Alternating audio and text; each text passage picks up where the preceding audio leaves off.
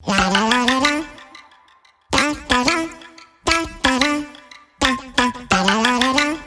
साहब, एक जगह है जहां जाकर आदमी को वीआईपी फील होता है। वो है नाई की दुकान।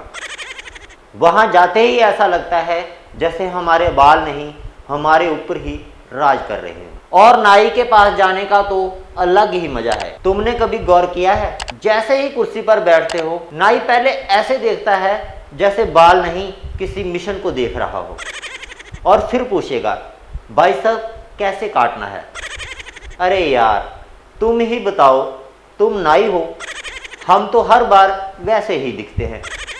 और अगर नाई को गलती से बोल दो कि थोड़ा छोटा कर देना, तो भाई समझ लो बाल की छुट्टी होगी।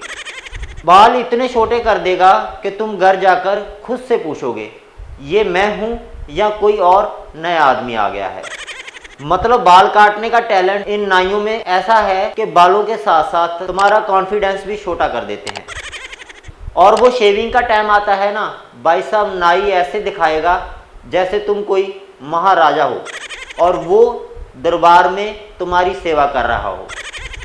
पहले चेहरे पर ब्रश करेगा, फिर गर्म तौलिया लपेटेगा, और उस गर्म तौलिए से ऐसा लगेगा कि अभी अभी किसी ने भट्ठी में से निकाल कर रखा हो। शेविंग करते समय नाई का ध्यान देखो, एकदम सर्जन की तरह, जैसे सर्जरी कर रहा हो।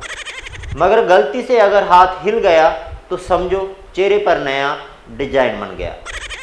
और जब वो अपने हंसिए जैसी धार वाला उस्तरा उठाता है ना, तब एकदम राम भरोसे हो जाते हैं। सोचते हैं, हे भगवान एक बार बचा ले, अगली बार घर पर ही शेव कर लूँगा।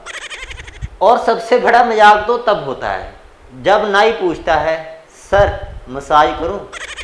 भाई मसाज कराने का मतलब है कि नाई तुम्हारे सर पर इस कदर थाप देगा कि तुम भूल जाओगे कि यहाँ बाल थे भी या नहीं।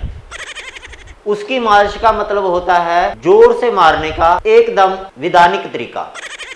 और हाँ, नाई के पास वो स्ट्रॉन्ग इत्र वाला स्प्रे जरूर होता है। जब वो स्प्रे मारता है ना, तो पूरे मोहल्ले को पता चल जाता है कि तुम नाई के पास से आ रहे हो।